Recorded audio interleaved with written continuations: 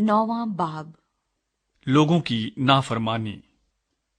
सुन ले ऐ इस्राएल, आज तुझे यरदन पार इसलिए जाना है कि तू ऐसी कौमों पर जो तुझसे बड़ी और जोर आवर हैं, और ऐसे बड़े शहरों पर जिनकी फसीलें आसमान से बातें करती हैं, कब्जा करे। वहां अनाकीम की औलाद हैं, जो बड़े बड़े और कद आवर लोग हैं। तुझे उनका हाल मालूम है, और तूने उनकी बाबत ये कहते सुना है कि बनी अनाक का मुकाबला कौन कर सकता है। बस तू आज के दिन जान ले कि खुदावंद तेरा खुदा तेरे आगे आगे भस्म करने वाली आग की तरह पार जा रहा है। वो उनको फना करेगा और वो उनको तेरे आगे पस्त करेगा, ऐसा कि तू उनको निकाल कर जल्द हलाक कर डालेगा, जैसा खुदावंद ने तुझसे कहा है।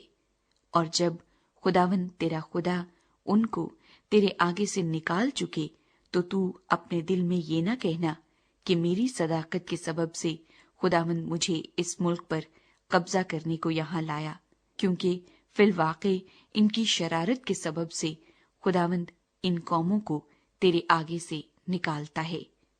तू अपनी सदाकत या अपने दिल की रास्ती के सबब से उस मुल्क पर कब्जा करने को नहीं जा रहा है, बल्कि खुदावंद तेरा खुदा इन कौमों की शरारत के बाइस इनको तेरे आगे से खारिज करता है, ताकि यूं वो उस वादे को जिसकी कसम उसने तेरे बाप दादा इब्राहिम और इसहाक और याकूब से खाई पूरा करे।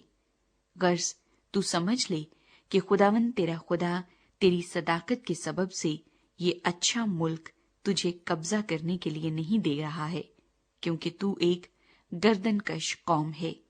इस बात को याद रख और कभी न भूल कि तूने खुदावंद अपने खुदा को बियाबान में किस किस तरह गुस्सा दिलाया, बल्कि जब से तुम मुल्क मिस्र से निकले हो, तब से इस जगह पहुंचने तक तुम बराबर खुदावंद से बगावत ही करते रहे।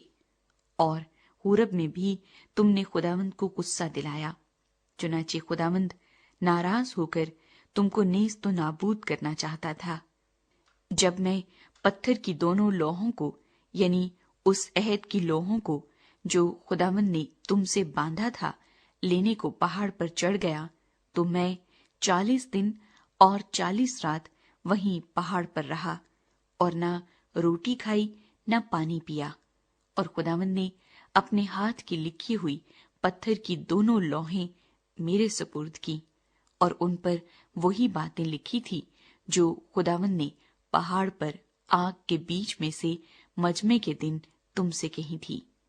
और 40 दिन और 40 रात के बाद खुदावंद ने पत्थर की वो दोनों लोहें, यानी अहद की लोहें, मुझको दी।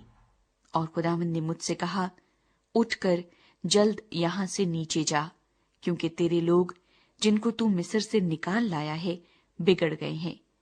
वो उस राह से जिसका मैंने उनको हुक्म दिया जल्द बरगश्ता हो गए, और अपने लिए एक मूरत ढाल कर बना ली है। और खुदावंद ने मुझसे ये भी कहा कि मैंने इन लोगों को देख लिया, ये गर्दनकश लोग हैं। सो अब तू मुझे इनको हलाक करने दे, ताकि मैं इनका नाम सफाई रोजगार से मिटा डालूं, और मैं तुझसे एक कौम जो इनसे जोर आवर और बड़ी हो बनाऊंगा। तब मैं उल्टा फिरा और पहाड़ से नीचे उतरा, और पहाड़ आग से दहक रहा था, और अहद की वो दोनों लोहें मेरे दोनों हाथों में थीं। और मैंने देखा कि तुमने खुदावंद अपने खुदा का गुनाह किया और अपने लिए एक बछड़ा ढाल कर बना लिया है, और बहुत जल्द उस राह से जिसका हुक्म खुदावंद ने तुमको दिया था बरगश्ता हो गए। तब मैंने उन दोनों लोहों को अपने दोनों हाथों से लेकर फेंक दिया, और तुम्हारी आंखों के सामने उनको तोड़ डाला। और मैं पहले की तरह 40 दिन और 40 रात खुदावंद के आगे औंधा पड़ा रहा। मैंने न रोटी खाई न पानी पिया, क्योंकि तुमसे बड़ा गुनाह सरजद हुआ था। और खुदावंद को गुस्सा दिलाने के लिए तुमने वो काम किया जो उसकी नजर में बुरा था, اور میں خداوند کے قہر اور غضب سے ڈر رہا تھا، کیونکہ وہ تم سے سخت ناراض ہو کر تم کو نیست و نابود کرنے کو تھا۔ لیکن خداوند نے اس بار بھی میری سن لی، اور خداوند ہارون سے ایسا غصے تھا کہ اسے ہلاک کرنا چاہا، پر میں نے اس وقت ہارون کے لیے بھی دعا کی، اور میں نے تمہارے گناہ کو یعنی اس بچڑے کو جو تم نے بنایا تھا لے کر آگ میں جلایا، پھر اسے کوٹ کوٹ کر ایسا پیسا کہ وہ گرد کی مانند باریک ہو گیا، اور اس کی اس راکھ کو اس ندی میں جو پہاڑ سے نکل کر نیچے بہتی تھی ڈال دیا۔ اور تبیرہ اور مسا اور کبروت ہتاوا میں بھی تم نے خداوند کو غصہ دلایا، اور جب خداوند نے تم کو قادس برنی سے یہ کہہ کر روانہ کیا کہ جاؤ اور اس ملک پر جو میں نے تم کو دیا ہے قبضہ کرو، تو اس وقت بھی تم نے خداوند اپنے خدا کے حکم کو عدول کیا اور اس پر ایمان نہ لائے اور اس کی بات نہ مانی۔ جس دن سے میری تم سے واقفیت ہوئی ہے تم برابر خداوند سے سرکشی کرتے رہے ہو۔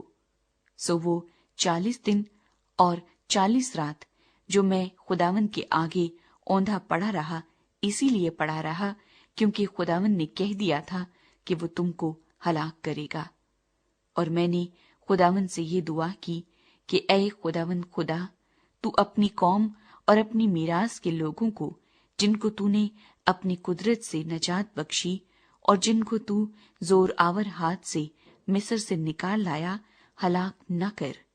اپنے خادموں ابراہیم اور اسحاق اور یعقوب کو یاد فرما، اور اس قوم کی خود سری اور شرارت اور گناہ پر نظر نہ کر، تا ایسا نہ ہو کہ جس ملک سے تو ہم کو نکال لایا ہے وہاں کے لوگ کہنے لگیں کہ چونکہ خداوند اس ملک میں جس کا وعدہ اس نے ان سے کیا تھا پہنچا نہ سکا، اور چونکہ اسے ان سے نفرت بھی تھی، اس لیے وہ ان کو نکال لے گیا تاکہ ان کو بیابان میں ہلاک کر دے۔